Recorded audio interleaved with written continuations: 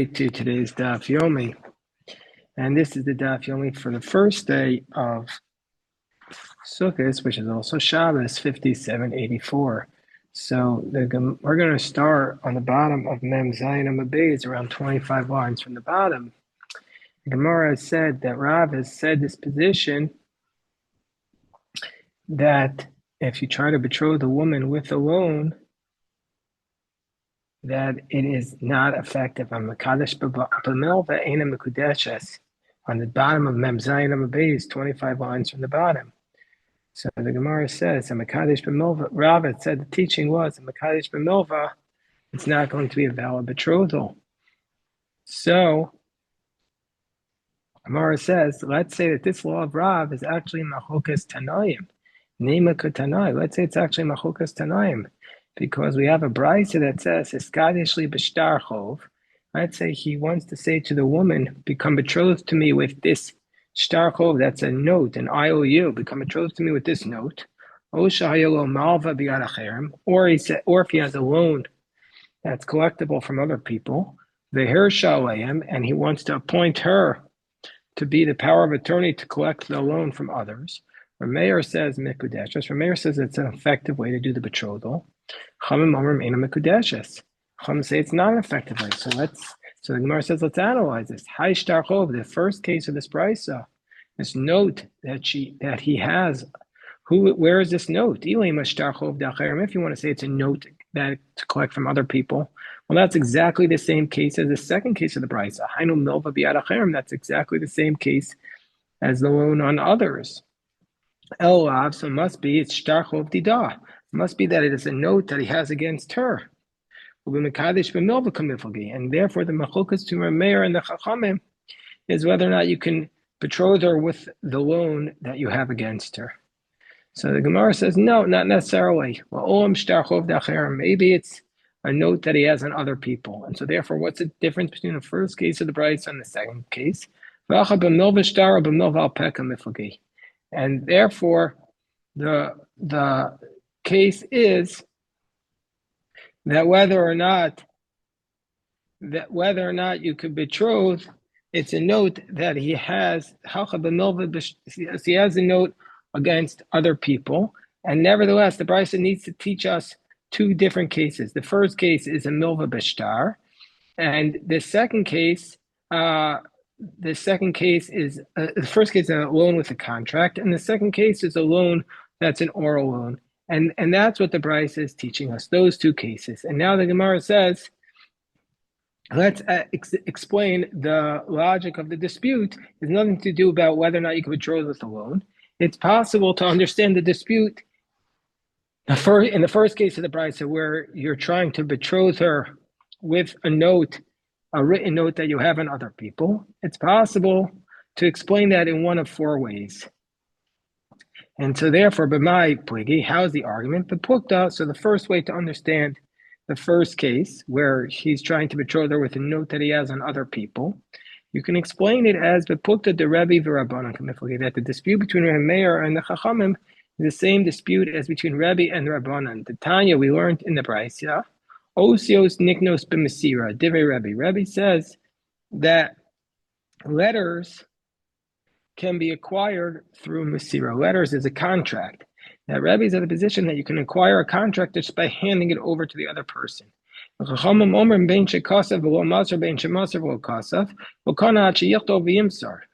say, it's not enough just to give it over to the person you're giving the note, but you also have to write to them a document. You need to. He needs to actually write that he is giving this person this loan.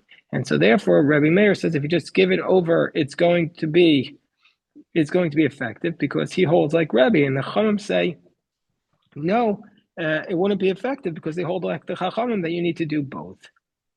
So Mar Islay the Rabbi, Mar Islay the Rabbi. The second possibility is nobody agrees with Rabbi. Everybody says that you need to actually give it, hand it over, and write a separate note that your contract that you're giving them this contract. But b'derav Papa that the dispute between Rameir and the Chachamim is about the position of Rav Papa. The Amar Rapapa, Toat Haiman de Zabin Shtar Chavre, somebody who wants to sell a contract to his friend. You need to say when you're giving over a contract, I'm giving you the contract and all the liens that it has on it. So Mar Islay de Rav Papa. So Rav Meir says like the Chachamim say like Rav Papa, and so therefore it's only effective if you would do that. Mar Islay de Rav Papa, but Rabbi Meir doesn't agree with Rav Papa, and therefore it's effective even if when he handed over the note to her, he didn't say with all the liens that are on it. Third approach is he buys saying the Kuliyama Islu to Rav Papa. Everybody agrees that when you give over the contract, you need to give it over with another contract, and you also need to say with all the liens that are on it. And here they're arguing about the position of Shmuel. That Shmuel says, let's say you sell a contract to your friend. And after you give it over the contract, you have a note on your friend, and after you give it to your friend, you waive the rights that your first friend had to you. So that's what Shmuel says, that if you do that in Machol, it's waived. Even an heir has the right to waive it. So therefore, Rabbi Meir, who says that it's betrothed, so the Mar Islay the Shmuel. So therefore, the position of Rabbi Meir is that it is like he agrees with Shmuel, and so therefore, if you waive the rights, it's still a valid betrothal. Mar Islay the Shmuel, but the Chachamim don't agree. Excuse me, the opposite. So the Chachamim agree with Shmuel, and they say that he can waive the rights to the note that he gave, and so therefore the woman is not going to be betrothed with this contract because they're concerned, or she's going to be concerned that her husband will waive the rights, and so therefore she won't be able to collect from him the money. Whereas the Rabbi Meir says, I don't agree with Rabbi Shmuel, with Shmuel, and so therefore the woman can't waive the rights, and so therefore therefore the person who has a note can't waive the rights, so therefore the woman has no concern, and therefore it's a valid betrothal. Alternatively, to Koyalma Islu de Shmuel, everybody agrees like Shmuel's position. Everybody agrees with Shmuel that the person who has an initial note can waive his claims even after he sells the contract to somebody else.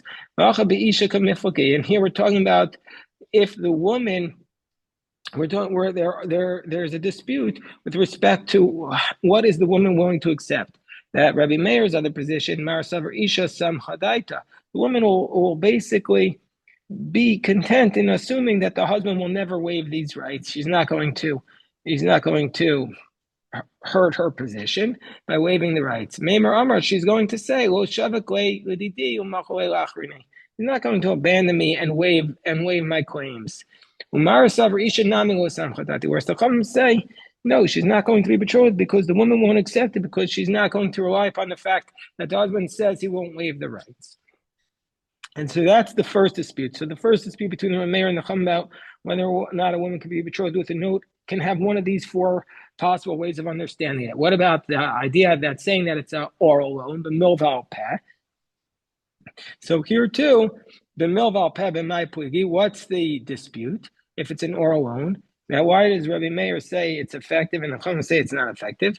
They're arguing about bid Rav Huna Amarav. They're arguing about the position that Rav Huna Amarav taught, who says, Manu biyatcha. He says if a man makes a claim to his friend and he says, $100 that I have with you, Taneo Pony, I want you to give it to the third party.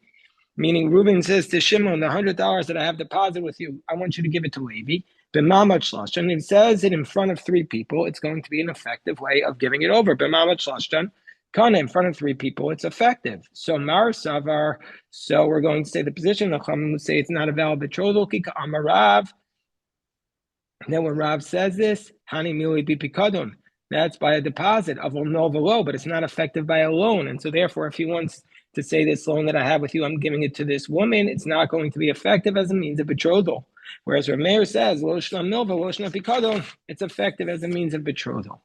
So now the Gemara says, maybe we could say this law of Rav.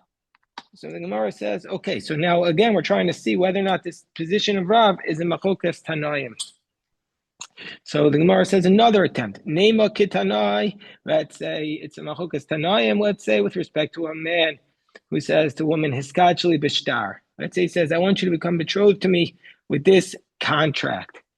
Rabbi Meir Omer Eina Mekudeshes. Rabbi Meir says if he wants to betroth her with this contract, she's not betrothed, even though the contract itself is worth a pruta. She's not going to be a betrothed. Even though the contract is worth a penny, the woman's intent was to be betrothed with the value that's contained in the contract, and not the piece of the paper itself. Rabbi Lazar says, Mikudeshes. Rabbi Lazar says she's betrothed, even if the paper itself is not worth a pruta. So Rameir says she's not betrothed. Rabbi Lazar says she's betrothed. And the Chachamim say, Chachamim say, well, we evaluate the contract paper. If it's worth a penny, she's betrothed. Otherwise, she's not. So the Gemara says, so what kind of contract are we talking about here? What kind of contract? If you want to say it's a note that she has on other people, well then kasha Rabbi Meir, then that's a contradiction between Rabbi Meir and Rabbi Meir, because here Rabbi Meir says she's not betrothed, whereas in the earlier brisa, Rabbi Meir said, we just said at the very beginning in this contract that she has on other people, Rabbi Meir says she is betrothed. So it's a contradiction with Rabbi Meir. So it must be shtarchov dida, must be that is a contract that he has on her, and they're arguing about he's forgiving her of the forgiveness of a loan. The Rabbi Meir says it doesn't work, and Rabbi Lazar says it's mekudeshes. And so therefore we see that that the Rav is saying like Rabbi Meir. So Rav Nachman Bar Yitzchak, no. Rav Nachman Bar Yitzchak says that's not the case. That's not what the price is talking about. We're not talking about a man who wants to forgive a loan that he gave to the woman. Hacham Hayaskinan could go in Shekitcha B'shtar She'ein Olav Eidim. No, he wants to betroth her with a contract. He writes in the contract, you're betrothed to me, and there are no witnesses on the contract. But he gave it to her, the witnesses are not on the contract, but he gives it to her in front of witnesses.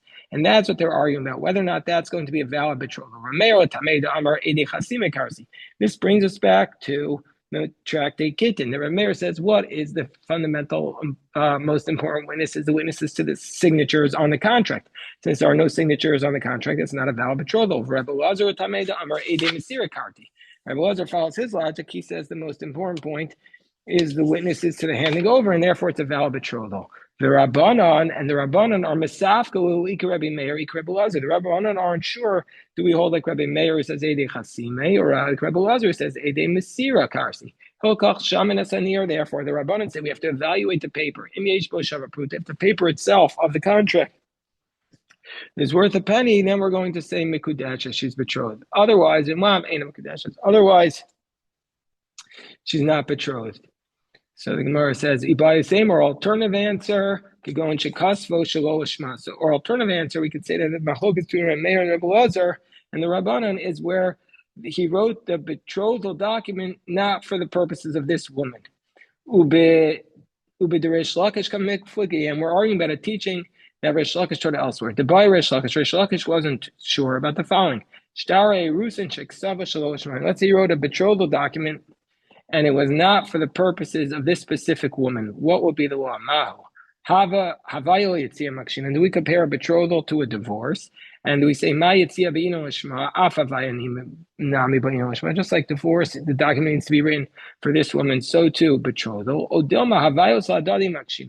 Or maybe we compare betrothals to other betrothals. Just like when you give her, you don't need that the coin was made for the purposes of a woman. So too, you don't need that the contract was written for the purposes of this woman. After Rish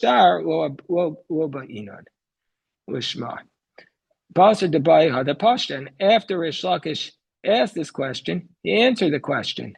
And what was his answer? And so therefore, Rish Lakish says that just like a get needs to be written lishma, so to the betrothal document, the Erizim document needs to be written lishma. And if he wrote it without lishma, it's not good, like Rabbi Meir. So Mar Isla the Rish Lakish. So Rabbi Meir is in agreement with Rish Lakish. Umar Leis the Rish Lakish, and the Chachamim are not in agreement with Rish Lakish. Hibayasema. Or alternatively,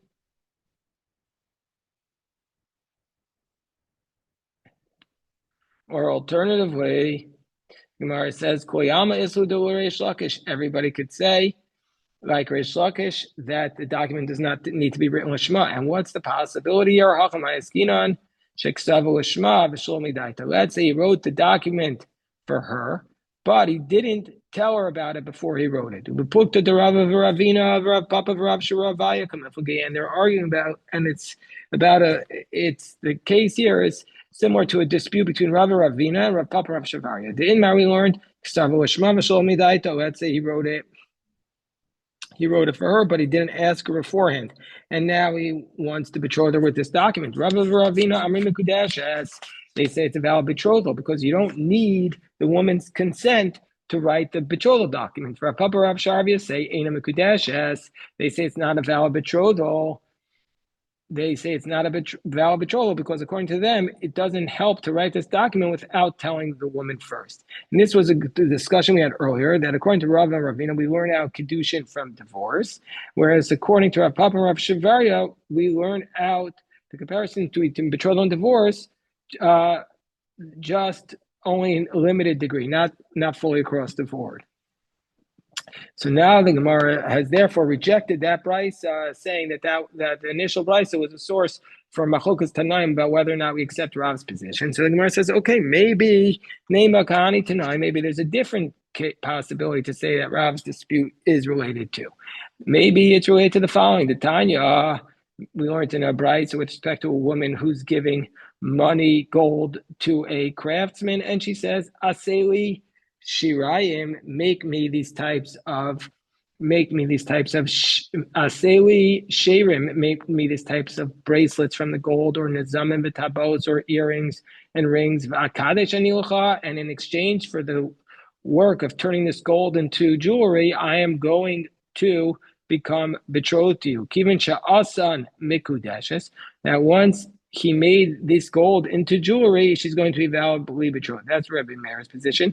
Chachamim omrim eina mekudeshes. Chachamim say she's not betrothed until he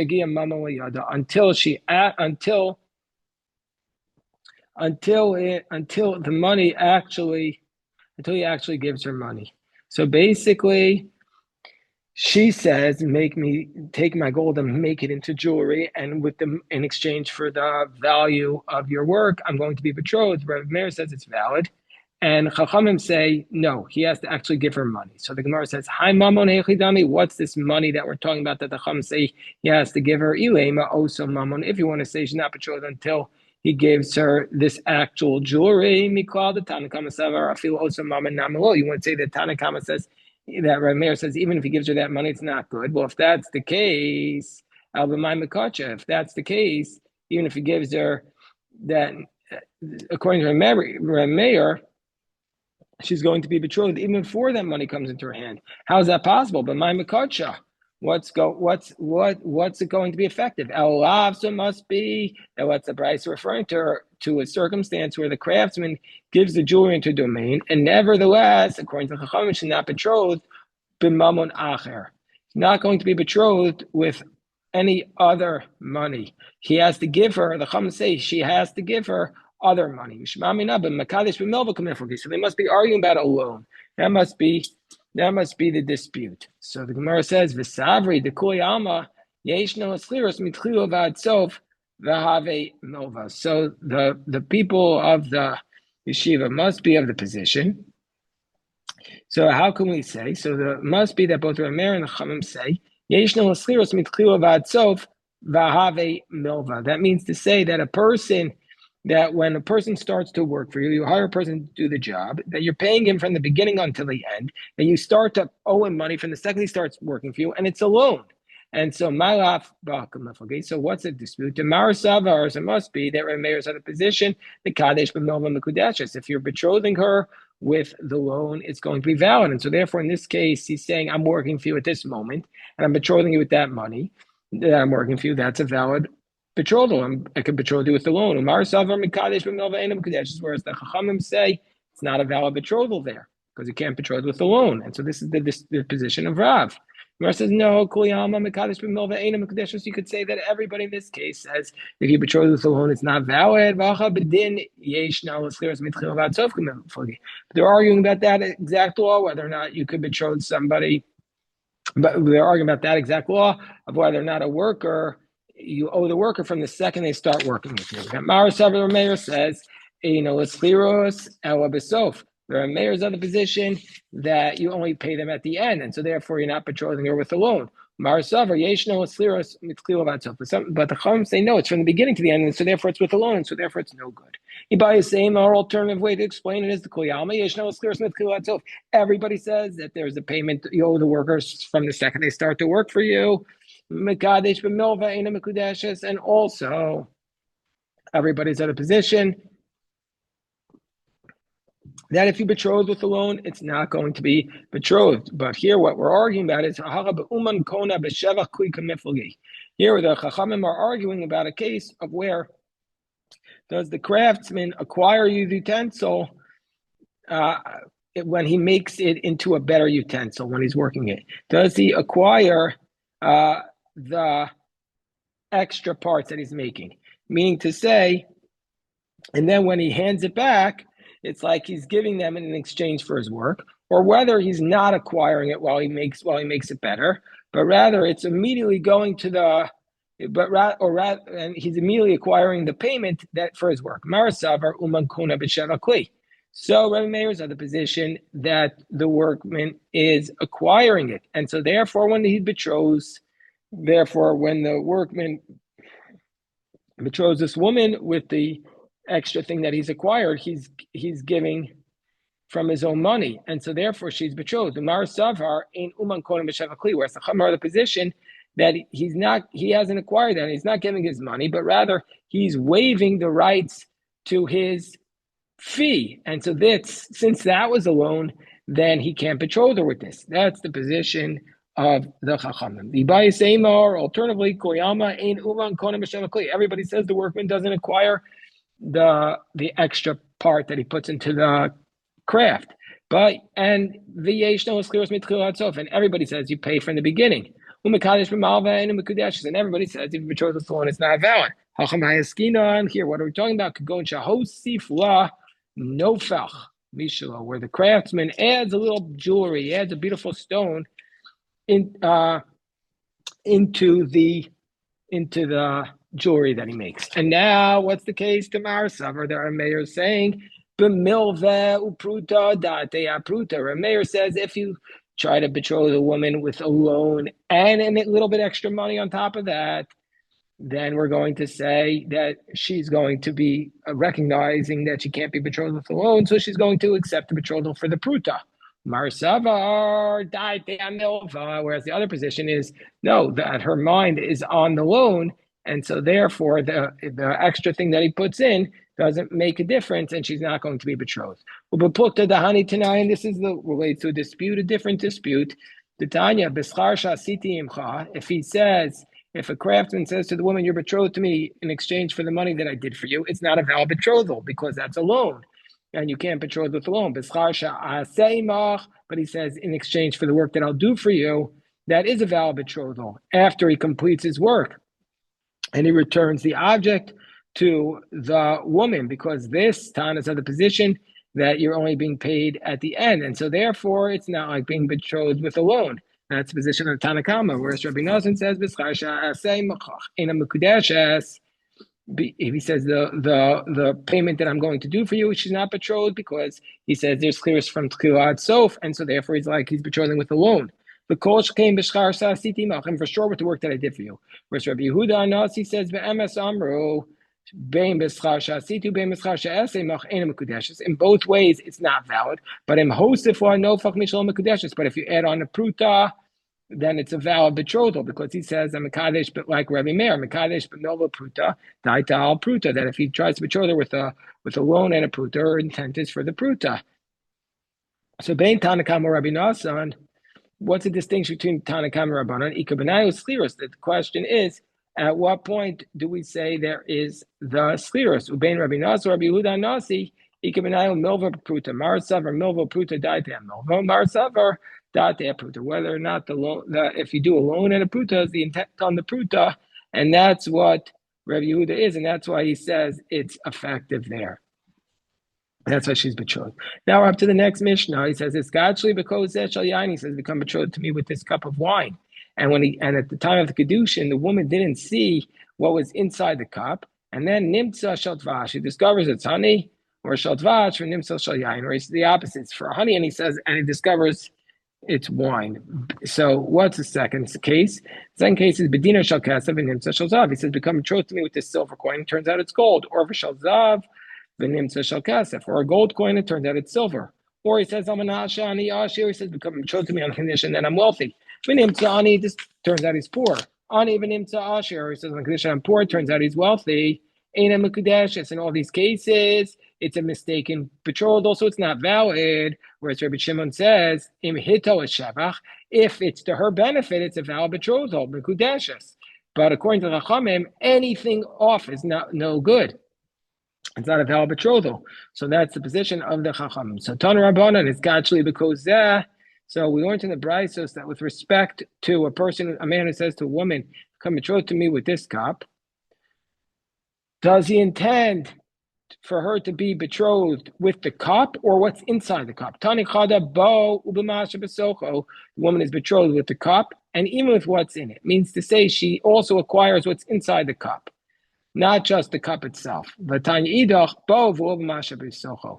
The other approach says no, she's only betrothed with the cup, but she doesn't get the whatever's inside it. V'tani idach b'masha besocho v'lo. She only gets what's in the cup and not in. It's no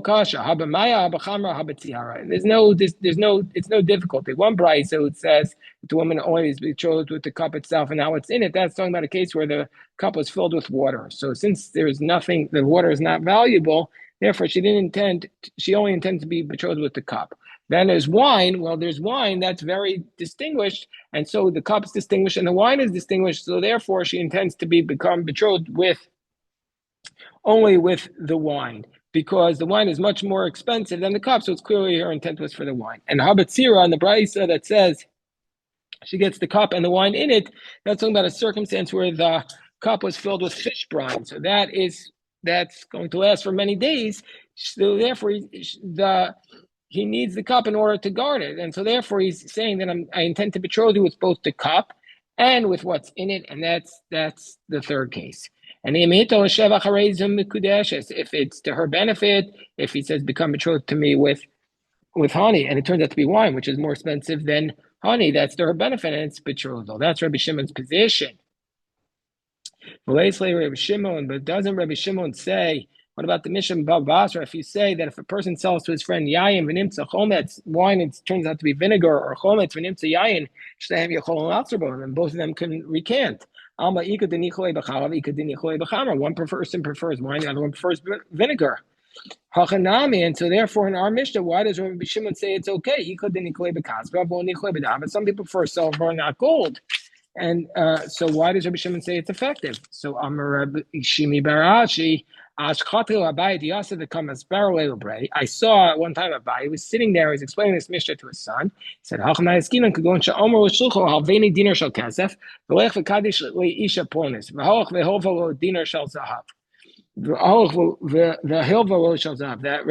Abai said to his son, that what are we talking about? Where the person says to his agent, go borrow for me a silver coin and go and betroth for me this woman. And the guy went and borrowed a gold coin and betrothed the woman. Marsav or Kpeda. One says, he says, no, I specifically wanted you to do it with silver, and therefore it's not effective. Marsav and Mari Makamhu. And the other one is, no, he's just speaking, he's just showing the agent what to do, but he didn't mean to be exact. So if that's the case, Ihachi Hiskat Sheli. So if that's the case, why does our Mishnah say that Hamikadesh Isha Iskat Sheli? Why does it say you're betrothed to me? It should say Iskat Shelomi, by the way. If that was the agent, it should say betrothed to him. And two, Hito Shevach, Hito Shevach. Why does it say the age that the husband messed her up for his benefit? It should say if the agent messed it up for his benefit, it should say. And three, Nimtza discovered shall gold, Mikari Nami Dizavavi. It's initially gold. So says Rava, Aniva Arisha Bechabura Targimna. I and the lion in my group explained it. And you know what? This was Rava's answer, but we're going to have to discover Rava's answer on the Daf Yomi for Sunday, which is the second day of Sukkot. We'll stop here, and God willing, we'll pick this up we'll repeat this stuff on on Shabbos. Shkoyach to everybody. A good Shabbos, good Yontif.